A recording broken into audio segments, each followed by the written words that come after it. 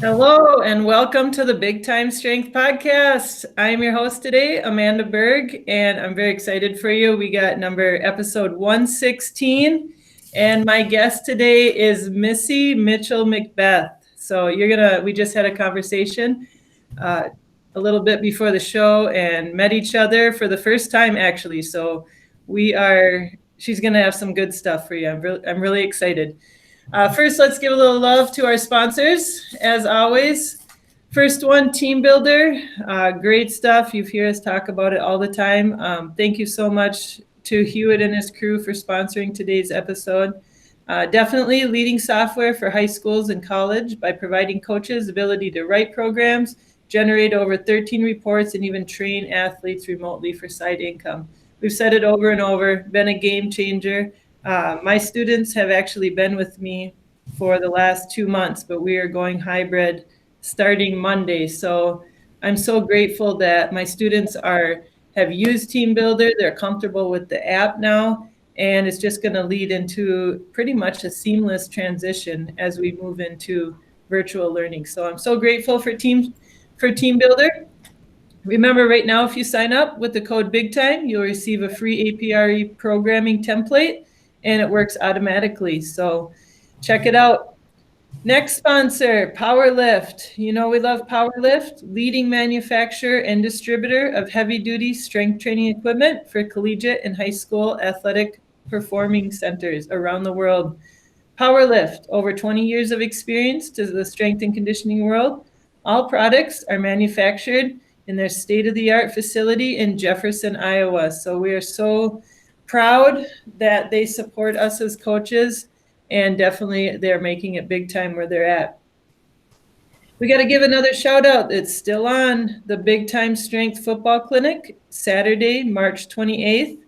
As of right now, it is planned to be in person and presented by Elite Sports, PowerLift, Team Builder, and the Eastern Iowa FCA. So a lot of good stuff. Okay, you're going to have college coaches, high school coaches, 10 strength coaches, 11 football coaches.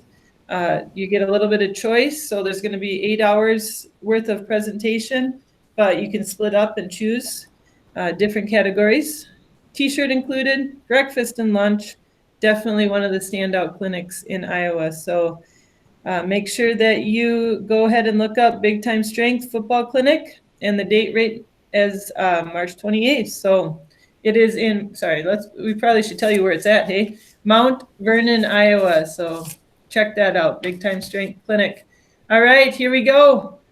We are ready. I have Missy Mitchell-McBeth with me. I want to read her bio here. So I'm very excited.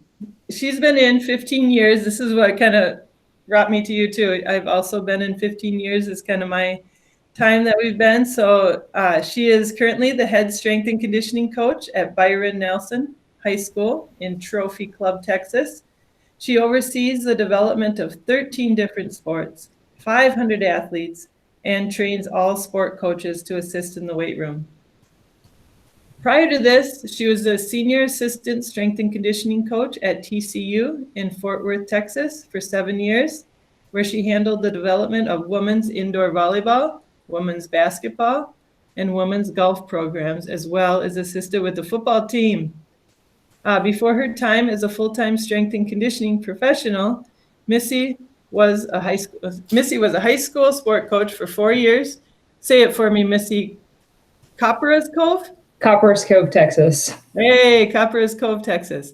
She holds her master's degree in exercise physiology from Baylor University and holds multiple certifications. She and her husband, Brian, who is a head baseball coach at Ponder High School in Ponder, Texas, have been married for 15 years. So excited to have you. Welcome. Thank you so much. I'm really excited to be on today. Yes. Well, okay. Here's where you hooked me. I've seen on social media someone had retweeted your tweet, and here's what it said. It said, IDK, who needs to hear this right now, but if your hips are up doing your reps, this is not your max bench press. Accurate. I'm sure you have put out so much, probably scientific stuff and just all this stuff. And this is a tweet that got me. I'm like, oh my God. And I looked you up. I'm like, that's a female strength coach that works with male athletes. And she is zinging them like that. And right away, I mean, so many males getting on like, well, it's powerlifting, and they go on. And you just counteracted it so well. I was like, I got to get this, girl. And I can't believe that I haven't ran into you yet. So very excited to have you. Great stuff. We're going to talk about some fun stuff. But first, talk to me about Byron Nelson High School. So you read that I have 500 athletes. I train all of our sports. We're a 6A high school with about an enrollment of, I think, 2,800 kids. Wow. So we're the largest classification in the state of Texas, but even within that classification, we're one of the smaller schools. And in a lot of our sports that have like clubs associated with them, baseball, soccer, girls soccer, volleyball, DFW is one of the top recruiting areas in the country. So we're very, very competitive. Kind of what my role looks like there. I have 2 weight rooms. They're spaced about a quarter of a mile apart. Since I'm yet to perfect the art of mitosis and being in 2 places at once, my job is being in one weight room, training one team. And then if there's another session going on in the other weight room, the coaches are going to be training them. So some of my role is educating and training our coaching staff so that we have continuity in our program, whether I'm there or not. Okay. Wow. I bet that. How do you feel as far as knowledgeable as your coaches? Do you have some coaches on staff that work just with strength and conditioning with you, or are they mostly sport coaches? I am a staff of 1, and whatever sport, I get those assistant coaches as my assistants for the day. So we have, like track and field coaches a lot of time have, a pretty good science background because they work with programming and periodization and all that kind of stuff. So I do have some coaches that are a little bit more strength and conditioning minded with a little bit better background. But we don't have any other certified coaches on campus or anyone that's a true strength coach. So really, it is a lot of educating coaches. So, I mean, I have one coach that's like, what's that muscle on the front of the leg called? He's like, is that the hamstring? So, I deal with varying degrees. So I do have to simplify a lot of my cueing, and I provide videos and that kind of stuff for the coaching staff, just based on, and I know who gets it and who doesn't. And so just like you have to work with individual athletes and sometimes pitch your cueing differently to them, same deal for our coaching staff. Okay. And how do you go about working with them? Do you hold a meeting where you talk about stuff, or is it pretty much kind of feet to the fire? They're going out there and then coaching them on the floor. Yeah, that's kind of evolved. The first year that I was there, I would ask that at the beginning of turning over a new training cycle that, they'd send whoever was in charge of the weight room or we'd meet as a staff. But it's like what I found is I'm going over 6 to 8 new exercises and all the cues within each. And it's like, yeah, they're nodding and they get into that moment and they write down a few cues. But as soon as they go to hit the floor, they're looking at a sheet with terminology and acronyms and that kind of stuff. And so they were lost. And so by the second year, instead of having meetings, what I started to do is I produced a folder called Virtual McBeth. And so I share videos, instructional videos that are about, anywhere from 15 seconds to a minute long with the coaching staffs, just so they're able to go over those videos beforehand. They can always reflect back on them if they've forgotten what something is, or they can just pop up their iPad and show it to the kids. And so even though I'm not there, the kids are still seeing the coaching cues from me. So I have a couple teams that I'm there every single workout just because the schedule kind of works out that way. And those coaches all say, hey, I'm not going to upload the files to the folder. You guys have the core exercises down. So just pay attention while I'm giving those coaching cues to the kids. And they're really good about picking up on those. So it is kind of a feet to the fire in that situation. And then the other thing is I try to keep my programming fairly basic. Particularly with staffs that may have a little bit less contact time with me, or they have a little bit less of a background knowledge and strength. I'll make sure that their programming is a little bit more simplistic because the best program is the one that's best executed. So it doesn't matter, if their kids are at this great level, but the coaches can't execute the program that I send, then it's not an effective program. So I kind of have to be a chameleon of sorts, just depending on what the situation requires. Okay. Oh, yes. The most adaptable coach in school, right? For sure. Yeah. So how about maybe let's kind of go off and talk about buy-in with coaches. Is that something that usually just happens? You've been there for a while, or is it something you still have to work at each season? I was really fortunate because our school district, so there are 3 high schools in my school district, and each one already had a strength coach on staff. So I think our school's been in operation. I believe this is our 11th year. I was our 3rd strength coach, and I've been there 5 years. So kind of the lay of the land was already in place. It was like it's a school, not a school rule, but a district policy that we're going to do strength and conditioning twice a week, period, end of discussion. Now, clearly there's special circumstances, we're supposed to lift on a Wednesday and the team has to travel to a tournament, 5 hours away. We're just getting in one lift that week. But as far as buy-in is concerned, there was already an established culture when I arrived that this is just part of our program and what we're going to do.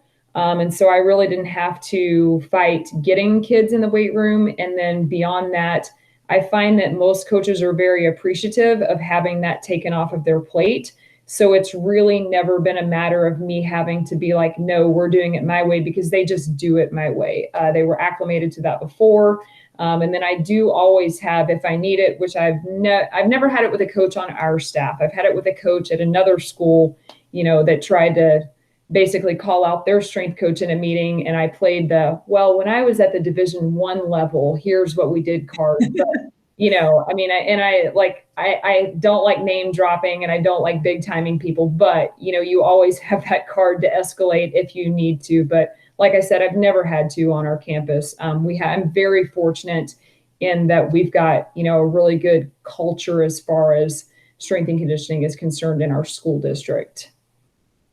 Yeah, it's amazing when you can work with a coach and you develop that trust and a coach is able just to give. And like you said, take that off their plate.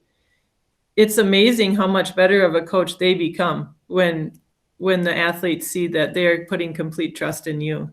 Right. And I will say I do get occasional,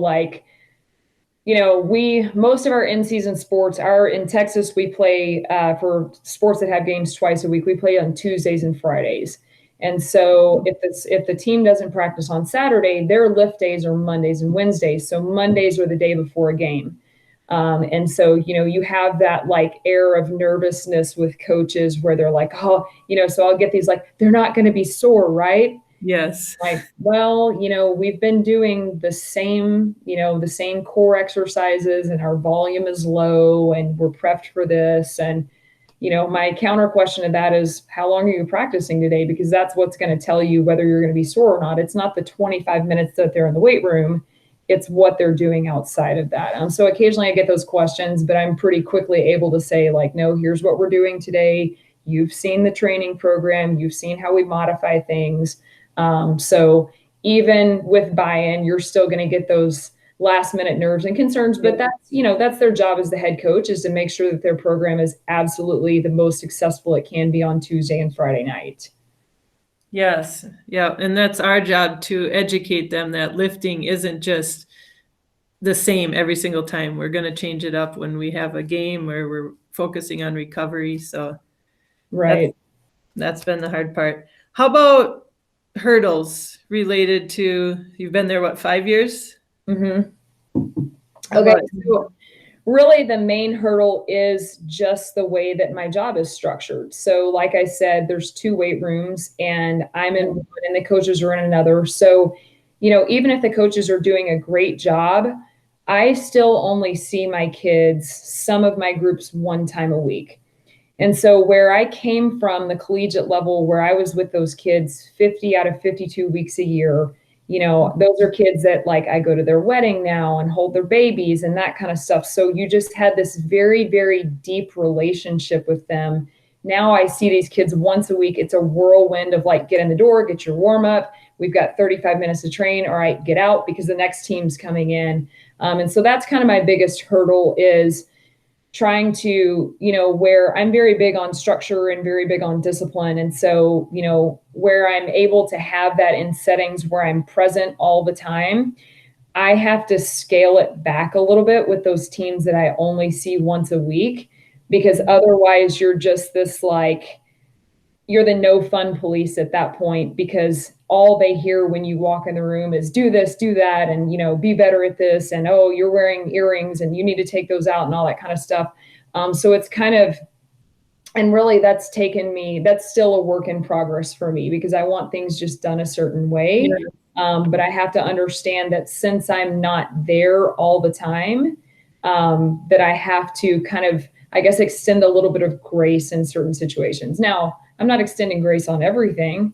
If you're not compliant, if you're doing something unsafe, we're going to fix it. But some of that smaller stuff, I'm going to give more of a gentle nudge versus a come in hot and, terrify the child that I see one day a week. Yes. And, I've experienced this too. You can tell when you get everything kind of set up, and it literally one session maybe of a different coach in there, and then you walk in again, you're like, oh, you can tell what happened at that session, can't you? Oh, yes. Yeah. Yes. Well, let's talk a little bit about training. I'm excited to hear this part from you. So who have been some of your biggest influencers? So anytime I have the opportunity, I'm always going to give a shout out to my mentor. His name is Reb Brock. And basically, like you went over in my bio, I started off as a high school volleyball coach. I lifted weights on my own. So he saw an interest in strength and conditioning, and he cultivated that. He was sitting down and watching film with me and bringing me into football lifts and having me watch the kids and going over coaching cues, and just spent probably the better part of the year, guiding me, showing me resources, talking to me about getting a CSCS, and then kind of talking me through what that process would look like. He is a great Olympic lifting coach. He's actually coached a kid that went on to, place in Pan Am games and that kind of stuff. And so that's kind of his big emphasis. And so early on, I was very much Olympic lifting or bust in all my programs. And that was just largely due to his influence. When I went to, and he's actually who kind of got me in the door at TCU, because his sons were playing at TCU. And so my big influence there was Zach Dakin, which most people know that name in baseball. He's also the author of Movement Over Maxes. So he's awesome because he has not just developed, College World Series teams and works with professional athletes. He also works with a lot of adolescent athletes. So he kind of knows, the strength and conditioning game from start to finish and all of it. And he and I used to share an office wall, so have had many conversations, but he's just overall fantastic strength coach. And he kind of, when I went to TCU, I was a little bit of a meathead because I had, it was Olympic lifting and powerlifting, because I was a powerlifting coach at Copperas Cove. Yeah. And so he kind of showed me that, it's not just about how much weight you move. It's about, and I had a good background in technical proficiency, but I just didn't see the value in some of the smaller exercises. At the time, everybody was calling it functional training, but really it's just training in an orthopedically sound manner. And that's something that he kind of opened my eyes to. It's not all just squat, bench, and deadlift. Okay. Yes. Those are some of the best mentorships, where it's get to be every day. You don't even know that you're being mentored. So what would a typical training session or a typical day look like in your weight room? So we start off, the kids, we have about 35 minutes, sometimes 30. We start off with a breathing exercise. So we're doing a 6-count inhale, 2-count hold, 8-count exhale, just working on breathing with their diaphragm. We then hit zone 1 on RPR. And then we'll tend to have 1 to 2 core lifts for the day. We're always in groups of either 2 or 3. So there's a superset, or if there's a third kid in the group, that kid is responsible for coaching. So we'll give them, 2 coaching cues or whatever to look out for. And then typically towards the end, we'll have a posterior chain series. Okay. 35 minutes. That's pretty short. It's very short. compared to, again, like I always have to compare to my frame of reference, which was collegiate setting where it's like I had 90 minutes, we would do our plyos, our speed, and then we'd have an hour in the weight room. And I would think, coaches would be like, well, we just have 30 minutes after practice. And I'm like, I can't get anything done. And now I'm like, what was I doing for an hour and a half in these sessions? Yeah, we've got to get in, be really efficient and get out. And now we have the added fun of COVID. So we then have about 3 to 4 minutes at the end where we're spraying and wiping stuff down and disinfecting and getting the towels laid back out and all the fun things that we're having to do extra as strength coaches right now. And are you training where it's kind of another group is coming in, so you got to get done? A lot of times, so our schedule's generally set up where we have a group at 7:30, 8 o'clock, 8:30 is when our first period starts. So we've got 3 back-to-back groups. So we have an entrance door to the weight room and we have an exit. And sometimes there are literally bodies walking out of the door as they're walking in the other side. I've had a couple situations where, groups have run over and that group doesn't have to be anywhere, but the next group has to come in. So we'll have them, take like power blocks or dumbbells or whatever we need out in the hall and finish their stuff out there. So yes, it can be, particularly in the mornings, it can be very hectic. You can have 3 to 4 groups stacked right on top of each other with zero margin for error. And most of our coaches are pretty good about understanding that. And that's why I don't just send the volleyball coach the volleyball weightlifting times. I send out the mass calendar so people understand that you can't show up 2 minutes late and run 5 minutes over because there's a team depending on you to finish up at the end of first period so their kids can get in the shower and get to class. But yes, it can be very hectic at times. Okay. Wow. Now in Minnesota, our athletes do not train during the school day. They can take physical education classes where they train. But as far as if we want an entire group of basketball to train together, it needs to be before or after school. Now in Texas, talk to me, what does that look like? Are you training during the school day? So we have our athletic periods are set up first and 8th period. And then our boys and girls wrestlers train 3rd and 4th period. So we kind of book in the day with the bulk of our sports and then have that one group in the middle. But it's not a situation like you're talking about where it's a PE class. They get a PE credit for it, but they're completely separate from the non-athletic regular people, student population, the NARPs. They're separate from the NARPs. Okay. So are they using that facility or are you able to have a separate facility? Unfortunately, and this would maybe be another hurdle, our PE classes do utilize one of our weight rooms. They used to utilize both. I had to make a change because I was seeing some damage incurred to equipment with a previous coach that was on campus. So I shut them down to one facility.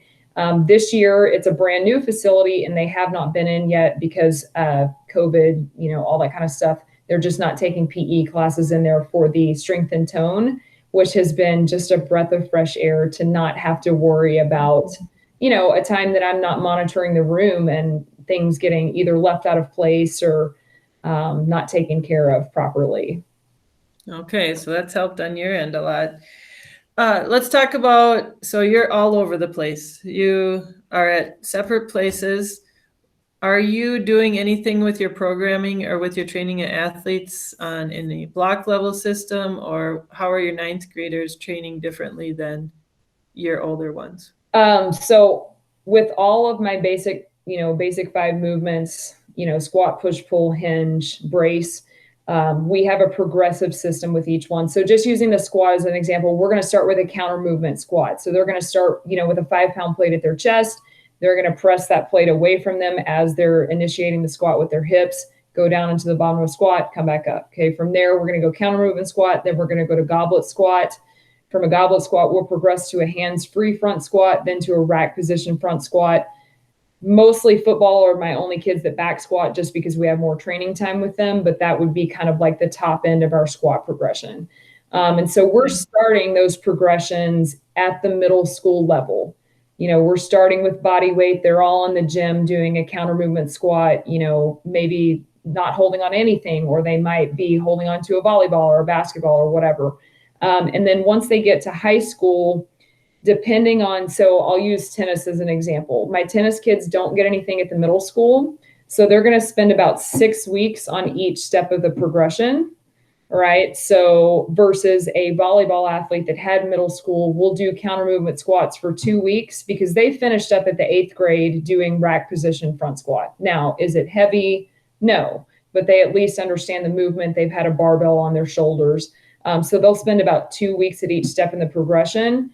Ideally, this year we've spent longer just because I know that they didn't get that off season. They didn't get to some of those levels of the progression. And then obviously within that, there's always going to be some fluidity based on the levels of different kids. You know, you may have 18 of 20 kids in your room that are ready to move on to step 2, and you've got those 2 kids that are really struggling. You know, we'll hold those kids on step 1 where the other ones are moving on. Ideally, what I like to see is by the time they're sophomores, most of our kids are able to do, you know, basic barbell exercises, front squats, trap bar deadlifts, hang cleans, those types of things. And I feel like we've had pretty good success. We don't have a whole lot of kids that by the time they're juniors and seniors are, you know, way back on those first 2 levels of the progression, just because, you know, we've spent so much time working them into our higher level things. Okay. How about if, you know, with other coaches, is there some way that the coaches in the room, if you're not able to be there, that they know where they're at? So on their programs, I delineate, you know, because sometimes we have groups that are just as really clean, like 10th, 11th, 12th graders, and the freshmen are completely separate. But other times you've got them mixed in. So I'll have on their sheet, like, this is the 10th through 12th step, what they're doing. This is the 9th grader step, what they're doing. Here's the either regression if they need to take a step back, or here's the progression if you've got a kid that's a little bit more advanced. Okay. How about female athletes? Anything different that way, or they kind of follow that same pattern? Female athletes follow that same pattern. I think you train females, I don't want to say the same, but I feel like from a movement perspective, a basketball player is required to do the same skills as a male basketball player. So our fundamental movement patterns are going to be the same. Our kids, particularly since females come in a little bit more physically mature at the freshman level than males do, because they're hitting puberty. Our kids, it seems like, males don't hit puberty until the end of their sophomore years, versus our female athletes walk in the door and they're already huge. Plus, with lower numbers down at the middle school levels, our coaches are better able to get those kids a little bit closer to where I want them to be when they're 9th graders. So I feel like our female athletes hit the door in the 9th grade pretty much ready to rock, versus our male athletes are a little bit more in the baby giraffe on roller skate category. Plus, females tend, I feel like, to focus on those steps in the progression and take them very seriously, where male athletes are like, when are we going to bench? And it's like, well, you can't do one body weight push-ups. So we probably need to focus on that for a little bit. I bet that takes a lot of communication with the middle school. How do you go about that part with it? So I kind of communicate with them the same way that I communicate with our high school coaches. So I'm sending out their programs every 6 weeks, and then I'm sending videos in the virtual McBeth folder. When I first got there, we haven't had a ton of turnover really with our high school staff, and then the core of our middle school staff on both boys and girls side is pretty much the same. So I did like meetings, you know, we came into the weight room, we went through our progressions, that kind of stuff. But now I'm just sending videos for some of, you know, like what we're doing for neck, or what split squats progression, or whatever we're doing. And then I go down, I try to get down there once a 6 weeks, but it ends up being a little bit farther spaced out than that, just because, like I said, if I only see a group one time a week, it's hard for me to use that time slot to go down to the middle school, because then I go 2 weeks without seeing a specific group or kid. So I just have this like immense amount of coach's guilt when I show back up, even though like I've been doing my job I'm still like, hello, my name is Coach McBeth, and I'm your strength coach. I'm back after a 2-week hiatus at the middle school. So I try to get down there a couple times a semester and see each program, because so 4 programs, boys and girls at one school and boys and girls at the other. But a lot of that I end up relying on, text communication with the coaches. How are things going? Do we need to slow down? Do we need to speed up? What's going on down there? So they have to kind of be my eyes and hands. And, I've got several really good ones in place. So having that trust factor between them, I kind of know, based on what I've gotten incoming freshmen looking like, I know I can trust what they're doing and trust their feedback with my programming. Okay. I love it. Well, sounds like you got great stuff going on. Busy, intense, just from the outside look, hearing about it. But what are you excited about the future with your program? Where do you see your high school, Byron Nelson, in the next upcoming years related to strength and conditioning? So one thing, like the very first thing you talked about was team builder. I've got all of my coaches on board. They've got money allocated for iPads for every rack. We're looking to purchase team builder, but we've met this roadblock called COVID budget freeze. And so even though everybody's got that money allocated, my athletic director's telling me that, the higher ups are having in the business office are having to approve that, and everything's just moving really slow. So that's something where not only do I want the ease of communication with the coaching staff to improve, I also know that a software program would help in times like 2-week Christmas break. And so send the kids home with something that maybe they don't, we'll do open weight rooms, but maybe they don't have the means to get up there, or they're on vacation. And certainly with coronavirus going on, that would be a fantastic resource to send home. And then we can track what they're doing, and they're, comfortable and familiar with the app, versus what we did in the spring was I'm communicating with them exactly like I do with my coaches. We're doing a Google Drive workout. I've got videos affiliated with it. But we all know that kids are going to pop open an app much more easily on their phone than they are digging into Google Drive and getting there. The other thing with everything I have going on, it is difficult for me to track all of that data. And so I feel like the rank, record, and publish aspect of Feed the Cats, what people are doing with verticals and tens, and you can even do that stuff with strength numbers. That's something where I would like to see our program progress, simply because we're able to live input that data and analyze it. And then kids are able to see, they just pop open that phone app and see where they stack up versus, their previous testing sessions. The other thing is, like I said, we have progressive systems, and you asked how the coaches know. I want to implement kind of a test out system where it's like, in order for you to move to step 2, you have to be able to do, 10 perfect push-ups before we're going to, have you do bench press, or before we're going to have you do this style of push-up.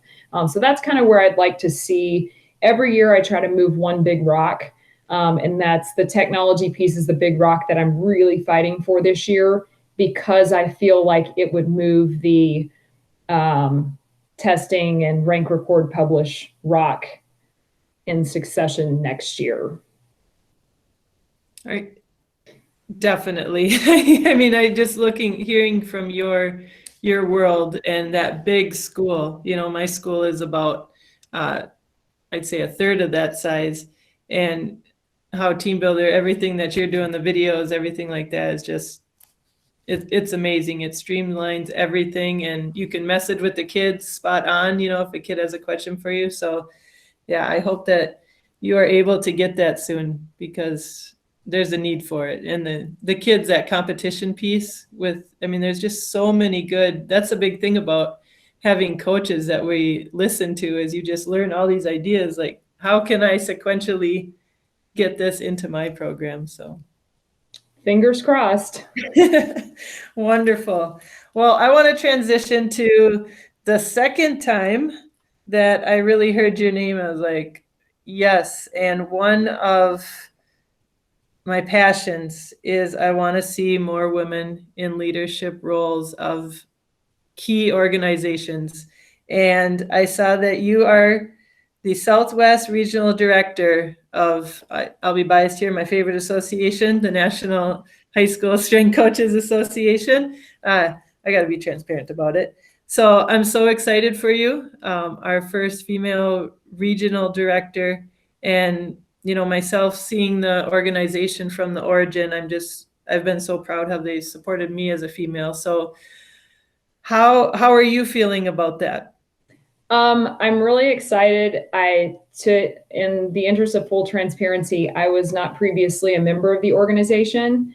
I was contacted by Coach Schofield, and he said, "Hey, we've got this board member position available. We'd really like for you to apply for it." And so I was like, okay, I am at a point in my career where I've been in long enough that, I think sometimes when you're young and, not to give a stereotype about females, but a lot of times when you're a young female coach, you have this need to establish how great you are. And with that, you're not necessarily uplifting the others around you because you're so focused on, standing out from the crowd. But as I've aged and really even, 8 years ago, I was like, don't go into strength and conditioning. Like, you don't want to do this, that kind of stuff. And as I've aged, I'm seeing the trend for people to not enter the coaching field. And certainly with, there's not a ton of older female strength coaches out there. And so if younger females don't see this as a viable career path, they're not going to enter the field. And I feel like we're missing the boat in strength and conditioning if we don't have females, out there coaching female athletes. Not saying that males can't coach females. I think absolutely those are great relationships, that kind of stuff. But, like I've got a kid right now that her mom emailed me and she's like, "Hey, so-and-so wants to do what you do." And it's like, that kid wouldn't even, because I didn't know when I was in high school that I could grow up and be a strength and conditioning coach. And if I weren't there at that school, this kid would have no idea that she could be one either. And and I can watch her train, and I can tell you that that's exactly why God put her on this planet, is that she is going to be a great strength coach someday. And so, I just feel like I'm at the point in my career where it's time to start giving back to the profession and trying to kind of serve as a role model for other females, whether it's, female athletes or other female coaches, and try to kind of nurture those relationships and show people that it is something that you can be in a leadership role. It's not all just bald dudes wrapping knees and deadlifting. We can have a seat at the table too, and we don't just have to be that like one, token female strength coach at a college or whatever. So I was super excited when Gary reached out to me, just because I feel like it was timed perfectly with where I'm wanting my career to go. Just again, like I said, giving back professionally. In our region, I feel like Texas, because I think we have 1,400 high schools in the state of Texas. I am trying to build us up to where we're the biggest membership. Our region has the biggest membership because we have probably the most coaches in total. So I've worked, with my existing state director, and I was able to name a new one because my other one's term was up, which Reb Brock that I mentioned earlier is going to be, is one of my state directors. And they're already doing an awesome job just trying to network, build relationships, put that advisory board together to represent small schools and big schools and sport coaches and strength coaches. And so I just, I feel like it's a really great opportunity for our area, for females, and then just coaching in general. So excited if you can't tell. No, and I'm so excited to have you. It is my dream is that we walk into the door and it's half of us there, and going to so many conferences, we're in the 5 to 10% range, and it's continuously staying that way. And the more, yes, if you can see it, the more females are going to be able to believe that this is a viable thing. But it's been so long. Like, why do you think it's been so long that the numbers have been so small? Again, this kind of goes back to time at the collegiate level. The shelf life on a female strength coach at that level is very short. I would say it's within 5 to 10 years. Yes. Typically, when women get to the age where they are having children, since they are still the primary caretaker of children, that doesn't work with a 5 a.m. arrival time and an 8 p.m. departure time. When you're working 80 hours a week at at that level, I don't know how you were also nursing a baby. And so I think that a lot of times that's what ultimately have led to women leaving the profession. Now, there are certainly examples of women who have made it work. I've seen some at smaller schools. I've seen, down at A&M, they have done a really good job of demonstrating their importance as coaches and also the importance of their own work-life balance. And so they've been able to create a work schedule that works for parenting. So I think that like I said before, in the absence of, I'm not going to enter a profession if I know it's only going to last me 5 to 10 years, and some people will because it's cool and it's fun and, strength and conditioning sounds like a great job. And if you're into training, but a lot of people are going to take one look at that and say, I'm just not even going to pursue that. And with strength coaches at the high school level being relatively new, of course that job is going to first go to the football strength guy. And so you're just now seeing a few females, but I think that, the more we get our names out there, the more that's going to foster interest in other, younger female strength coaches. And hopefully we will hit that 50% mark someday. Yeah. And the more that we have, I don't know how to say this, but the more, I don't think you're going to see the subconscious biases, in the males. I think the more females that are out there, your subconscious biases, I think, will go away. You're not going to focus on that she has a squeakier voice or her voice drowns out, because probably technically a high percentage of the females are going to be that way. So that's what I'm kind of hoping for. If there's more in the field, we're going to take away these biases. And I'd kind of do the opposite, right? A little bit of the bald, bearded, typical strength coach, right? I have that bias sometimes, and sometimes with their bias, it seems like it's a female's only presenting on nutrition or, something stereotypical. So sure, and it's interesting because, kids don't really have those biases. They might initially, but once you go in and you start coaching a group of athletes, they know when a coach, kids are so much smarter than they get given credit for. They know when a coach knows their stuff, and they know when a coach can help them get better. So I think that once they realize, what you're talking about, you're helping them get better, whether they have a bias towards you as a female or not, they're going to buy into what you're doing because it works. And it's interesting that, those biases persist more in the adult population, where it shouldn't, because they should have the cognitive maturity to get past those things. Yes. In our world, parents too, right? Oh boy. That's a whole nother show. Yes. Whole nother show. Well, our big question we always ask, the kind of the heart of our show, is making it big time where you at, and you are definitely doing some great stuff. But what, you talked a lot about things as far as profession, as far as working with your athletes. What is big time considered to you? I guess when I saw this topic kind of on our pre-show list, the thing that I'm focusing on to make, I guess, my program big time, or my area big time, is right now my current focus is train who shows up.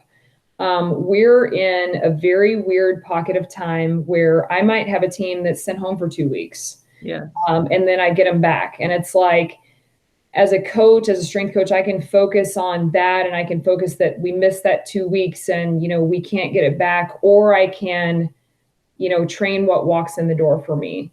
And so I think not just with COVID, but the high school level in general, you have circumstances where your athletes train twice a week. Well, so-and-so's in the orchestra. And so they're at orchestra practice on Tuesday, so they only make the Thursday session. And it's like, I can really focus on that they're only there that one day a week and, be frustrated that they're not there on Tuesday, or I can train, the group of kids that's there. And that also, I think, bleeds into like the mental and emotional state. I feel like some kids are going to be physically present, but they're mentally or emotionally checked out that day. And it's like, I can spend all of my energy as a coach, and I'm certainly guilty of this. I can spend all of my energy trying to drag effort out of them, or I can make it a big time day for everybody else in the room by honoring the fact that they showed up prepared to train. So again, just kind of trying to, I guess the bigger picture there is be where your feet are with the group that you're with. Be present. I love it. Yes. Love it. Well, great stuff. You ready for our Fast Five for us to get to know you a little bit? I hope. I hope so. All right. First one. Give me, we'll say Spotify, but training. What does your Spotify playlist look like? So is this my own personal one? Yeah, let's say you're out there, you're rocking it. Okay, I am like a huge, like old school 90s hip hop person. Boom. Yes, yeah. yes. Missy Elliott is like, that's mine too. I love it. Tupac and Biggie. I know those are opposing interests, but that's what you're going to find like in the weight room when I'm lifting. I love it. All right, 15 minutes for you to train, right? Strength coaches, we got to get that done. 15 minutes for you. What's it look like? I'm going to probably warm up real quick. I'm going to squat. I'll hit some posterior chain and some kind of rowing exercise and get out the door. Okay. I love it. The older we get, the longer the warm-up takes. Boy, does it. Our soccer coach came in my office today and he's like, yeah, I got this bruised rib. And I was like, what happened? And he's like, well, first of all, I'm not as young as I used to be. And I went and played with the kids. And I was like, say no more. I understand. Yeah, we need that 72-hour rule instead of 48-hour rule. Yes. A few books that influenced you.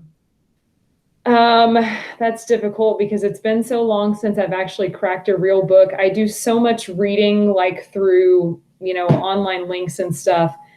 Super Training is a great book, with all your strength information in it. I love Joe Kinn's Strength Coaches Training Playbook just as a programming guide. So those are probably my big two. Love it. Yes, those are. Love those. I always have to buy new Joe Kinn's book because I always give it out now. Here, take this. You got any big quotes that kind of you live by? Gosh, I feel like I have,